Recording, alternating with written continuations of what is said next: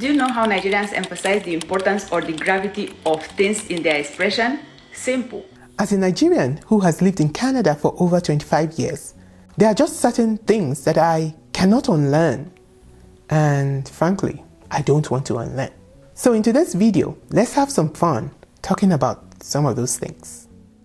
Hello everyone, my name is Kola. I have lived in Canada for over 25 years. Welcome back to this side of life.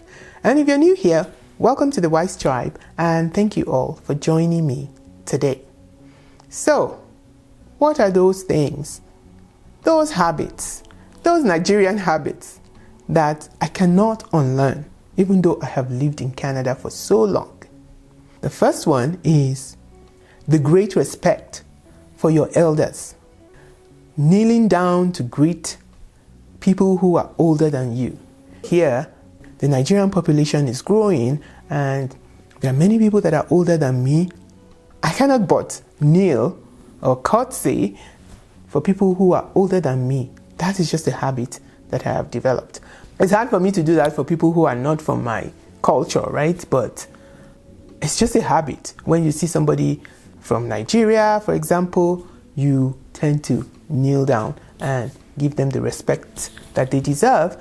And the other thing is also saying sir and ma. Like in Canada, really, you don't have to do that, in the workplace or elsewhere. But I still find myself saying sir and ma to people who are older than me, or even people who are not older than me, but it's just a sign of respect. That's one habit that is still with me even till this day. And then, of course, there's calling people who are older than you uncle and auntie. Like, in this part of the world, your uncle is somebody that's related to you and your auntie is somebody that's related to you. But in Nigeria, everyone that's older than you, and you don't want to call them by name, you call them auntie and uncle. So that's another habit that is difficult for me to shake. So I do call people who are older than me uncle and auntie still to this day. And then the next thing is, correcting other people's children and offering unsolicited advice, like when you go to church or you go somewhere and one child is misbehaving, there's that tendency to teach the child a lesson and tell them that what they're doing is wrong, right? That is a Nigerian or African tendency, and I still have it today. Like if I see other children, even if they're not African children, the urge to just tell them, don't do that. That's not good. That is one habit that I haven't shaken over this many years in Canada. Also, Nigerian music. Oh no, I cannot unlearn my love for Nigerian music. I will listen to Nigerian music. I remember the other day at work, it was an icebreaker and people were talking about what music they love, and I was like, oh my god, I don't know all this music that they are talking about. I love my African music, and that's a habit I cannot unlearn and I don't want to unlearn. And of course it also comes with the dancing, right? Like, who wants to drop the habit of dancing to Nigerian music? Well, not me. Like,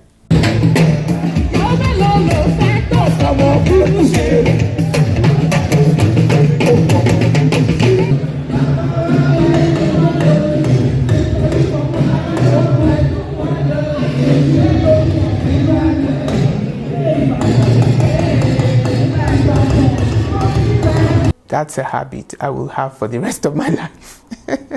And then greeting everybody, in the morning, good morning. In the afternoon, good afternoon. In the evening, good evening. They are sitting down.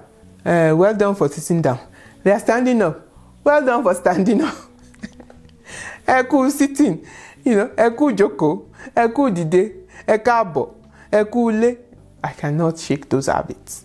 Those are habits that will be with me forever, and I cannot unlearn, and I cannot, and I don't want to unlearn them. Now, saying journey mercies instead of safe journey or safe trip. I think that is a Nigerian thing. I don't know. If you are African and you're watching, do you all say journey mercies when people are traveling? You say, I wish you journey mercies. I think it's a Nigerian thing. And that's a habit that I still have. I still wish people journey mercies. And then saying things like, it is well, God forbid, I reject it. Those are Nigerian habits that we carry with us wherever we go, right? There are just some certain phrases that we use in Nigeria that's just peculiar, that I don't hear other people say those things. You don't have to be 10 minutes with Nigerians before you start hearing these things. You know, it is well, you know, God forbid, I reject it. I saw this video that this Nigerian guy made the other day that was basically saying all these Nigerian words that we've made up that we actually grew up thinking is real English and it's not even English. Instead of Nigerians saying like, oh, the week after next week, they'll say, no, not next week, the upper week. But I'm not being funny. It makes sense. Like, okay, we're making things up, but it actually kind of makes sense when you think about it. It's not next week. It's the week that's up from that upper week. Do you get it? If you get it, you get it. If you don't, you don't. Talk less of, that's my favorite one. Talk less of, and they can use that thing to insult you. You're not even fine. Talk less of, Do you know how Nigerians emphasize the importance or the gravity of things in their expression? Simple, by doubling the words that describe that very situation. Let me give you example of double words that you may not be familiar with. Number one, sme sme. They do like sme sme means that is someone very dull. Look means somebody that is looking at you insistently or for a very long time. Poto, this place or this food na poto, something muddy or too watery. I don't see them with my korokoro eyes, like you had a clear vision. Nyama, my beans, they plenty yama, something disgusting, something that does not supposed to be there. Lie, means never. I'm sure that many of you are familiar with well, follow, beggy, borrow. Now that you know all this, the conversation with a Nigerian person will definitely go smoothly. Yeah, can you relate? Can you relate to everything I'm saying today?